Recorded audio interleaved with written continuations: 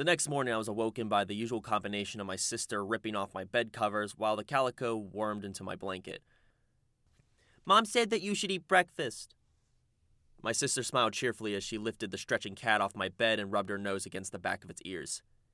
"Shammy's breakfast is also ready."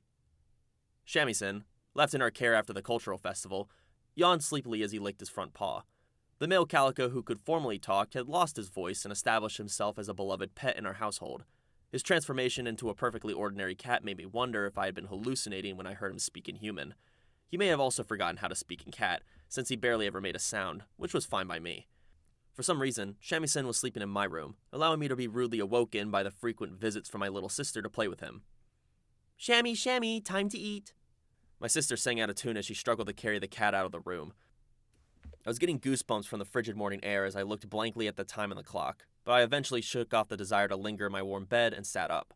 Once I finished changing and washed my face, I headed downstairs to the dining room, gobbled down breakfast in 5 minutes, and exited through the door 2 steps in front of my sister. It was another bitterly cold day. Everything had been normal up to this point. I was climbing up the hill as always when I spotted the back of a familiar-looking head. The figure walking 10 meters ahead of me was definitely Taniguchi. He would normally seem so energetic that he practically bounced up the hill, but he was unusually slow today. I caught up to him in no time. "Yo, Taniguchi." I figured that I should also get to slap him on the shoulder on occasion, so I did just that. "Kyon, what?" Taniguchi's voice was muffled, which was to be expected since he was wearing a white flu mask. "Yo, what's wrong? Did you catch a cold?" Taniguchi replied sluggishly. "Yeah, as you can see, I have a cold.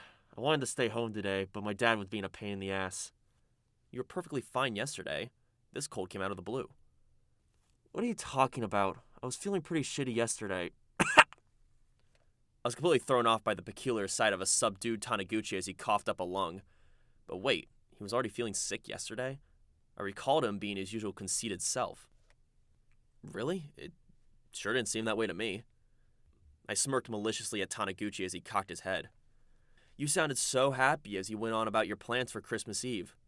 Well, you better recover in time for your date. Opportunities like this are probably hard to come by." However, Taniguchi merely cocked his head a little further. "A date? What are you talking about? I don't have plans for Christmas Eve." Taniguchi coughed. "What are you talking about? What happened to your little girlfriend from Kyoin? Did you get dumped last night?" "Say, Kyon, seriously, what are you on? I have no idea what you're talking about." Taniguchi shut his mouth peevishly and returned his head to a forward direction. I guess he's been hit really hard by the cold symptoms since he doesn't seem to be faking his infirmary. And judging from his reaction, I probably guessed right when I suggested that his date had fallen apart. No wonder he's all worn out. It must hurt to look at my face after all the bragging he did. I see how it is. "Don't get too down on yourself, man." I patted Taniguchi on the back. "Hey, you up for that hot pot spectacular? It's not too late to join in." "What hot pot? Where is this alleged event going to be held? I haven't heard anything about it." "Oh, really? I can see that the shock means that he won't be hearing anything I say for the time being. I'll just back off in that case. Everything will be solved in the course of boundless and perpetual time. I won't say another word about it." I joined the plodding Taniguchi and climbing slowly up the hill. It would have been impossible to notice at this point. I was surprised to find that the cold had spread through the 1-5 class while I wasn't paying attention. I barely made it inside the classroom before the bell rang, yet there were plenty of empty seats, and a fifth of the present students were sporting flu masks. I'm guessing that incubation periods have been synchronized to the point where symptoms showed up for everyone at the same time. But the real surprise came when first period began and the seat directly behind me was still empty. Well, how about that? Even Haruhi's sick? Do we really have a nasty cold going around this year? I find it hard to believe that there are pathogens brave enough to invade her body, or that Haruhi would lose to a bacteria or virus. I'd be more inclined to believe that she was busy at work on some new crackpot scheme she hatched up. Oh god, does she have something besides a hot pot in mind? In any case, the frigid air in the classroom wasn't because of a lack of heating.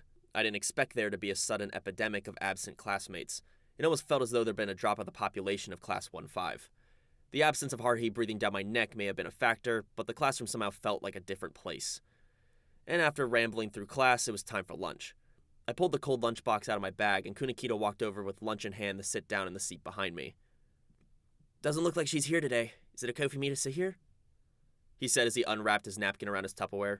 I've grown half accustomed to eating lunch with this guy after ending up in the same class for high school. I looked around for our other lunch buddy, Taniguchi, to find that he wasn't in the classroom. I guess he went to the cafeteria or something. I turned my chair to the side. Looks like a cold epidemic came out of nowhere. Hope I don't catch anything. Huh? Kunakita turned to me with a quizzical look on his face as he methodically set the container of the spread-out napkin and scrutinized its contents. He was snapping his chopsticks together like crab pincers. There were signs that a cold was going around a week ago. It doesn't seem to be influenza, though it may have been better that way, since there's a vaccine for that. A week ago? I asked as I stopped in the middle of tearing into my spinach omelet. I don't believe that there was anybody doing anything a week ago that would have spread germs. I'm pretty sure that nobody was absent, and I can't recall anyone coughing during class. So a disease had been spreading out of my sight, despite the fact that every student in 1-5 looked perfectly healthy. What are you talking about? There were quite a few people absent. How did you not notice? I had no idea. Is this true? Uh-huh, it sure is. It only got worse this week. I hope they don't quarantine the entire freshman class. That would probably cut into our winter vacation, Kunakita said as he carried some seasoned rice to his mouth. Taniguchi's been looking sluggish the past few days. His dad believes that you can cure a cold by using sheer willpower, so Taniguchi isn't allowed to stay home unless his temperature's over 104 degrees. I'm pretty sure he needs to do something before it gets worse. I stopped my chopsticks in midair. Kunakita, sorry, but I thought Taniguchi only started looking sick today. Huh? No way. He's been like that since the beginning of the week. He sat out of gym class yesterday. I'm getting confused now. Wait, Kunakita, what are you talking about? As far as I can remember, Taniguchi was wild enough in the soccer match during yesterday's gym class to make you wonder if he was on steroids. I know because I was on the other team, trying to slide tackle him. Not because I was jealous of getting a girlfriend or anything, but I probably would have held back if I'd known he'd been so sick today. Really? That's funny. Kunakita cocked his head as he picked out some carrots from his stir-fry. Well, maybe I was mistaken, he said. You sound pretty laid back. We'll know once we ask Taniguchi later. What is going on today? Taniguchi and Kunakita aren't making much sense, and Haruhi's absent. This better not be an omen of some disaster that inconveniences every human who isn't Haruhi. My non-existent sixth sense was sounding an alarm as I felt a chill creep up the back of my neck. Bingo. My intuition wasn't too shabby. This was, in fact, an omen of things to come. But my intuition was unable to determine who would be inconvenienced. Every human being who isn't Haruhi was the wrong answer. Oddly enough, there was only one person who would notice the situation and find it disturbing. The rest of the world wouldn't be inconvenienced in any way, because they were completely oblivious to what was going on. They're not going to pick up on something they can't pick up on. As far as they're concerned, the world hasn't changed one bit. So who was the person inconvenienced by these turn of events? That goes without saying. Me. I was the only one left dumbfounded amid these bewildering circumstances while the rest of the world moved on without me. Yes, I finally realized what was going on. It was lunchtime on December 18th. The physical manifestation of my bad omen opened the door to the classroom. A cheer came from the girls near the door in the front of the classroom. It came in response to the entrance of a classmate. I peeked through the crowd of sailor uniforms to see that person arrive in grand fashion. With book bag in hand, that person smiled at the approaching flock of friends. Yes, I'm fine now. I went to the hospital this morning to get a shot, but I feel much better. I thought I might come in for an afternoon class. That came in response to the person inquiring about recovering from a cold that was delivered with a gentle smile. After a quick joke, that person, with medium-length hair swaying, slowly walked toward us. Oh, I should move. Kunakita stood up with his chopsticks clamped at his mouth. Meanwhile, I was staring at that person as though my vocal cords had been robbed of their ability to speak. Actually, I had completely forgotten to breathe. It felt as that an eternity had passed, despite the fact that only a few steps had been taken. Eventually, that person came to halt right behind me. What's wrong? The question was accompanied by a puzzled expression and followed by a cliché. You look like you just saw a ghost. Or is there something on my face? Kunakita, packing up his lunch, was the next target. Oh, I'm just gonna set my bag down here. Go ahead and eat. I had lunch before I came to school. You can borrow my seat for now. And true to her word, the female student hooked her bag on the side of the desk before returning back to the ring of waiting friends. Wait. My voice cracked a bit. Why are you here? That person turned around and gave me a frosty, penetrating look. What do you mean?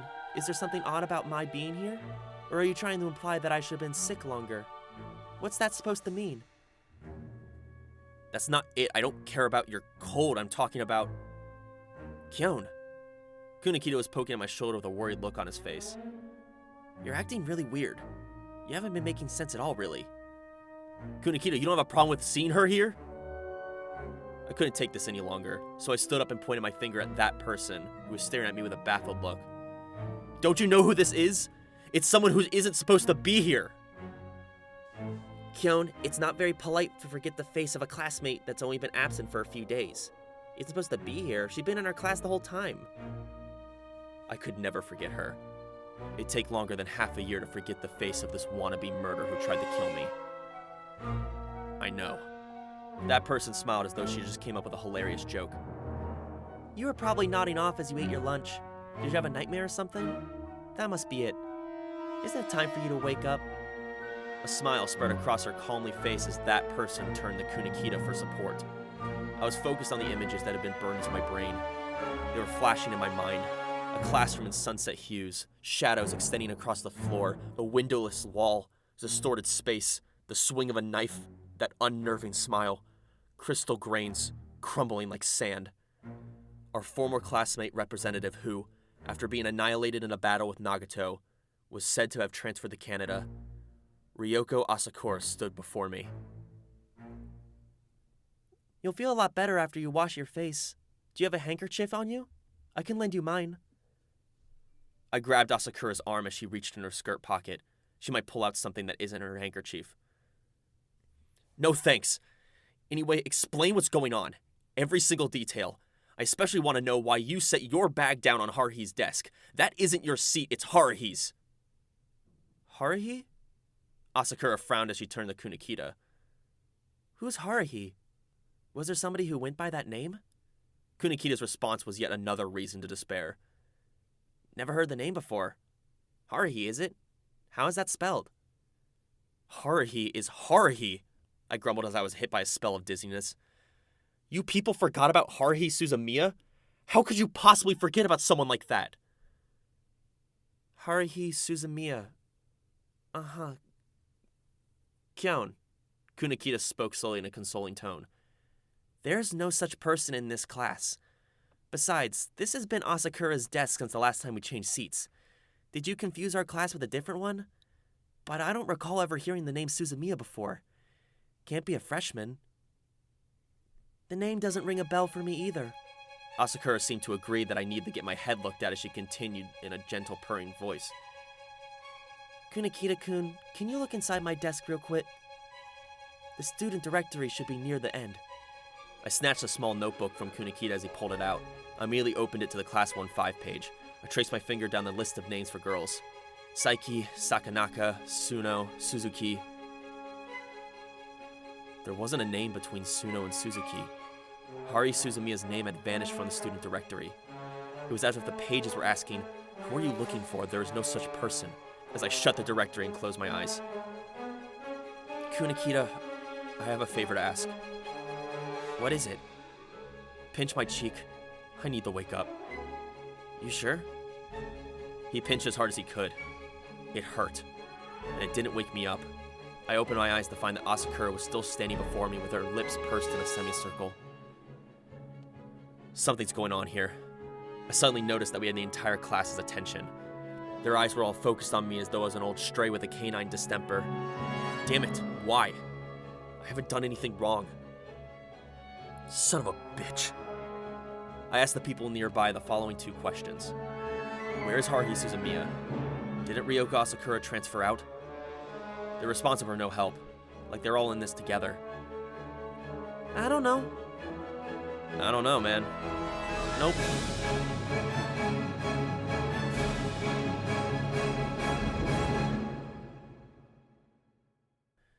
Asakura laid her hand on my arm and leaned in with a worried look on her face. The sweet fragrance from her hair was numbing me.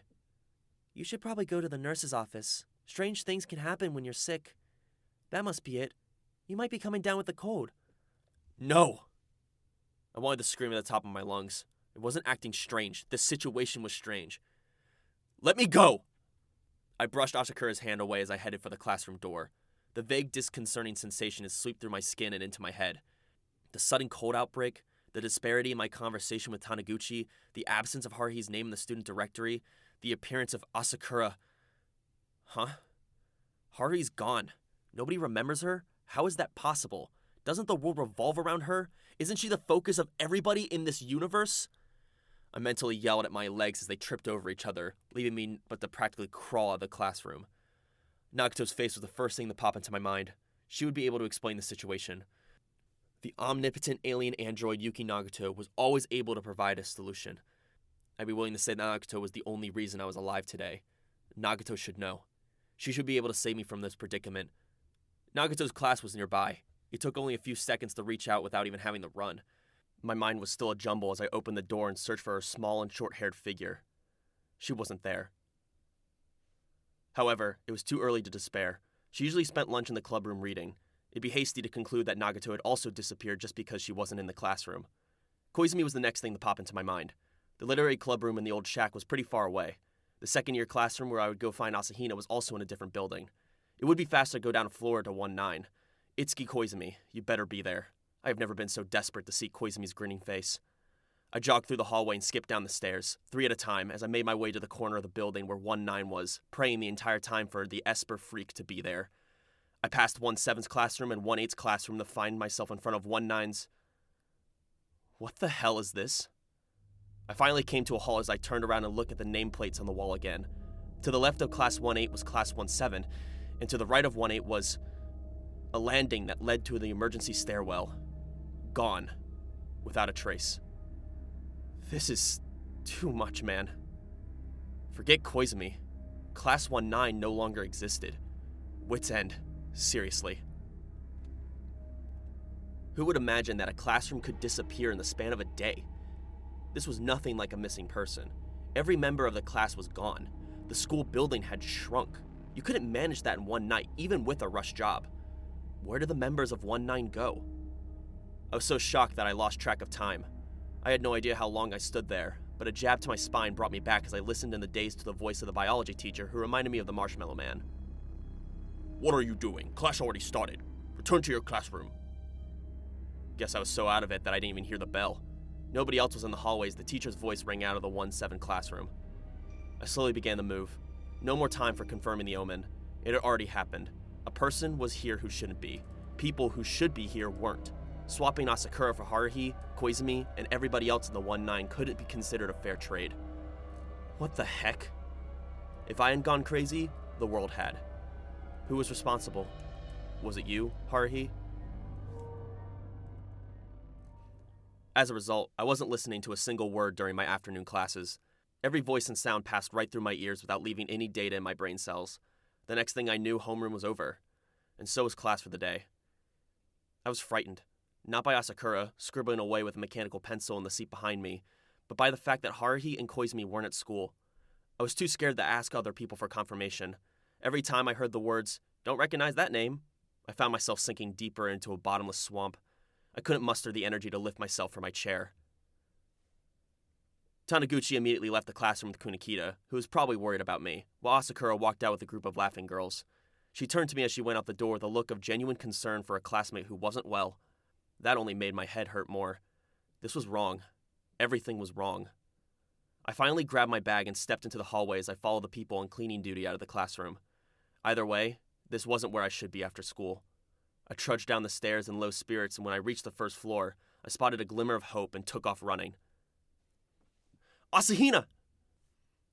Nothing could have made me happier. My goddess/eyeball was walking towards me.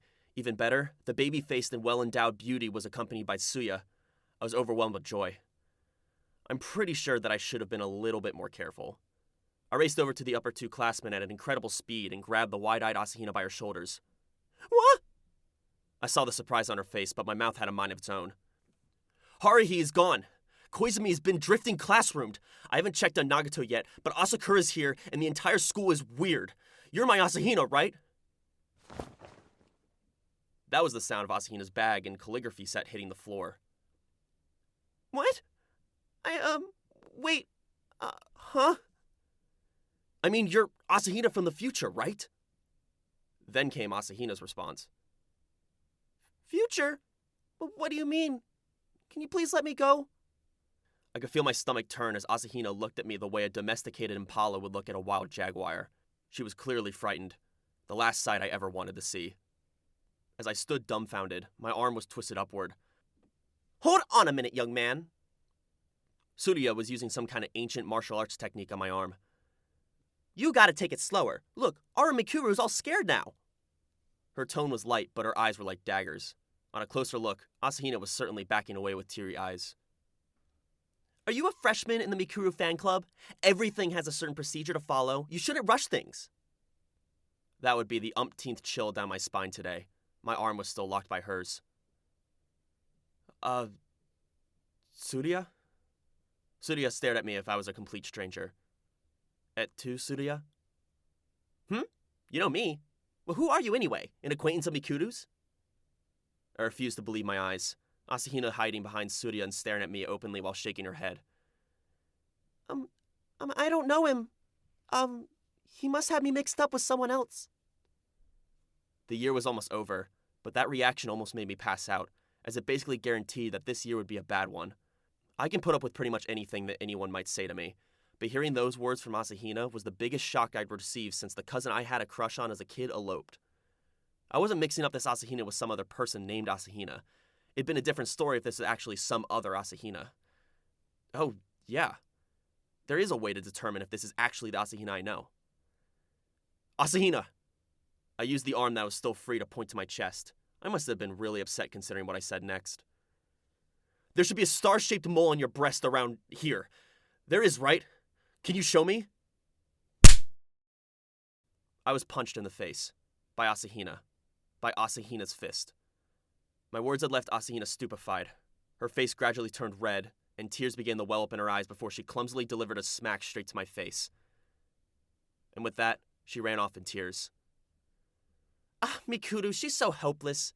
Hey, young man, no more of that funny business. Mikuru's really shy. If you try something again, I'm gonna lay the smack down.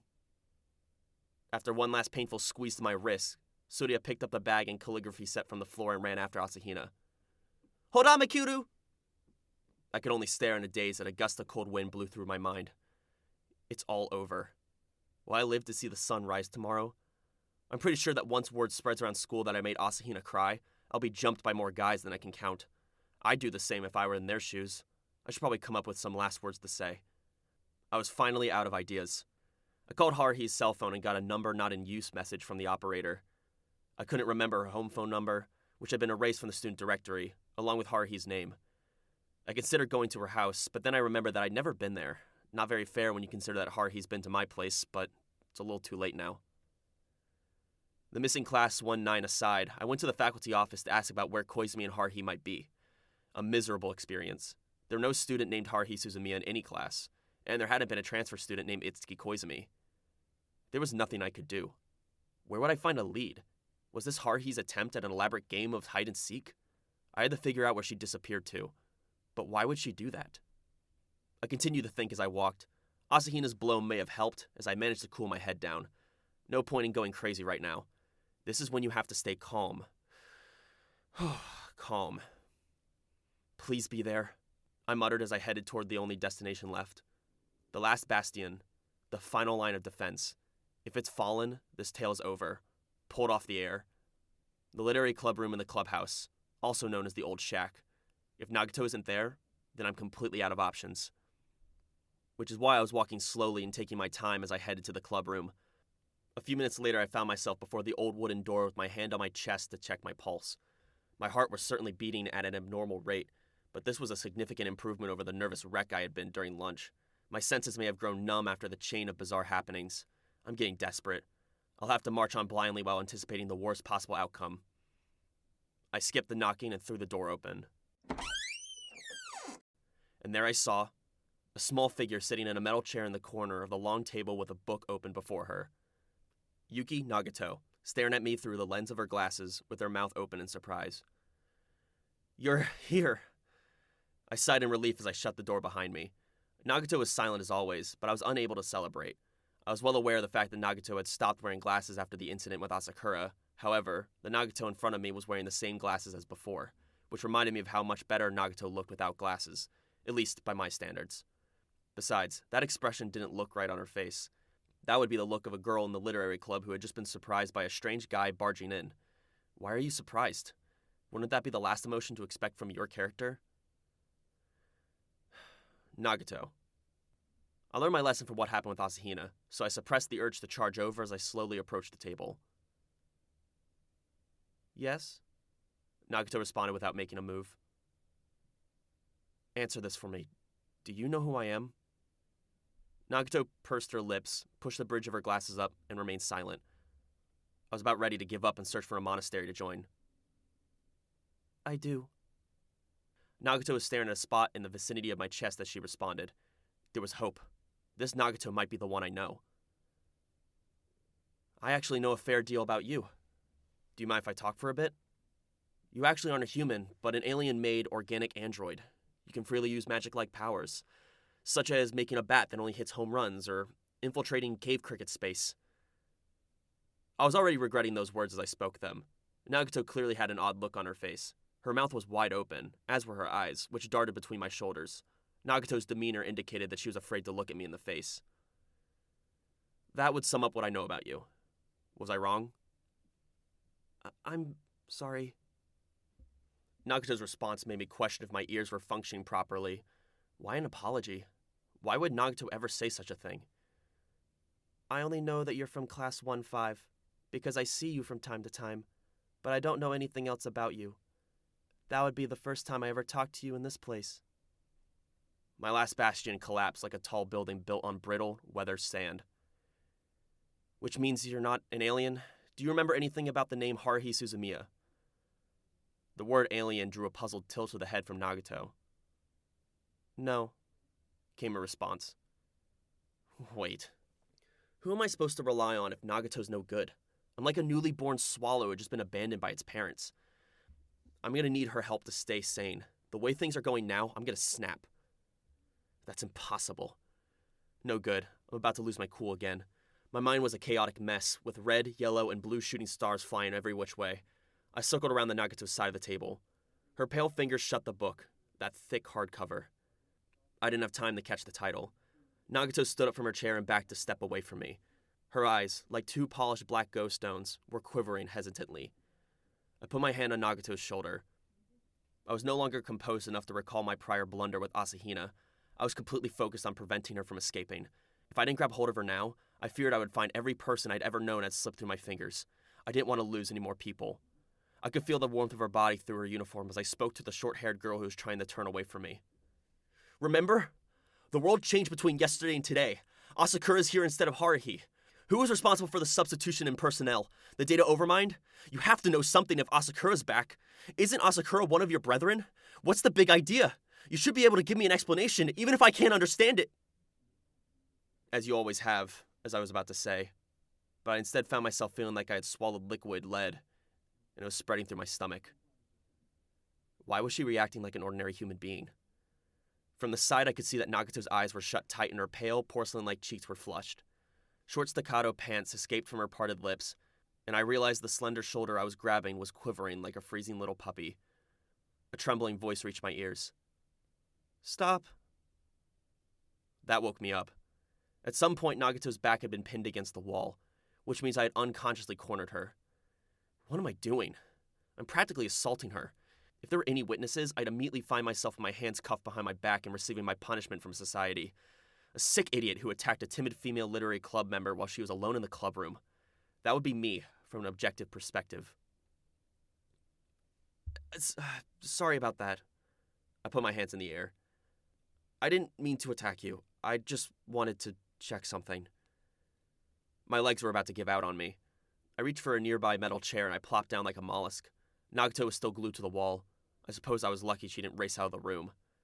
I looked around the clubroom again and instantly realized that this wasn't the SOS Brigade's secret base. This old room only had bookshelves, a few metal chairs, a long folding table, and an old desktop computer that had sat on top of said table. It wasn't the cutting-edge machine Haruhi had swindled from the Computer Society. This one was at least 3 generations older. It was like comparing a carriage with a high-speed rail. Naturally, there wasn't a brigade chief pyramid or brigade chief desk for it to sit upon. No fridge or garment rack with multiple costumes, none of the board game Koizumi had brought in. No maid, no Santa granddaughter, nothing at all. God damn it. I buried my head in my arms. Game over. If someone was trying to give me a psychological attack, they certainly succeeded. A job well done. So, who was behind this experiment? Was it Haruhi, the data overmind, or a new enemy of this world? 5 minutes or so passed. I pretended to pull myself together as I nervously lifted my head. Nagato was still glued to the wall as she stared at me with her ebony eyes. Her glasses were a little crooked, though I should probably have thanked the heavens that she no longer looked at me with fear. That face is what you would expect from someone who had just run into her long-dead brother on the street. At least she wouldn't be calling the cops on me. A small source of relief in this panic. I was about to ask her to sit down when I realized that I had stolen Nagato's seat. I'll let her have this chair. Or should I pull out another one for her? Wait, she's probably not going to want to sit down next to me. I apologized again as I stood up. I grabbed a folded-up metal chair and moved to the center of the room. After confirming that I had sufficient distance from Nagato, I sat down in the chair and buried my head in my arms again. This was just an insignificant literary club. The same room I'd seen on that May day when an industrial robot like Haruhi dragged me there for the first encounter with Nagato. At the time, the room only had a table, chairs, bookshelves, and Nagato. The rest of the crap came later, after Haruhi's "This is now our club room" proclamation. Like a portable stove, kettle, pot, fridge, computer. I loosened my grip on my head. Wait, what was in this room again?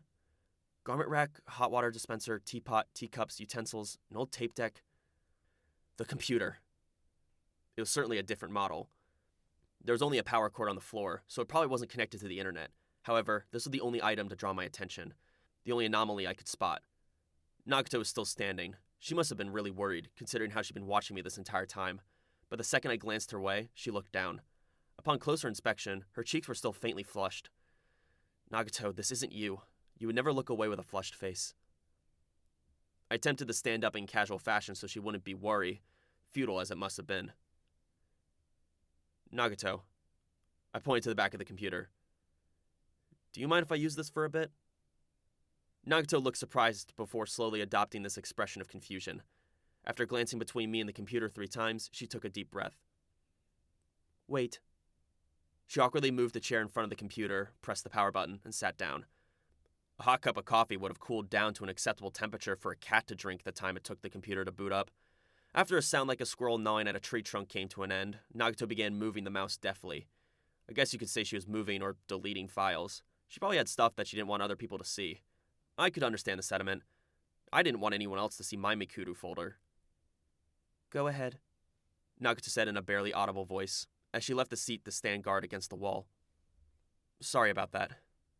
I sat down and stared at the monitor, using every trick I knew to search for the Mikuru folder in the SOS Brigade's website file before slouching in defeat. Nothing, huh? I couldn't find a link.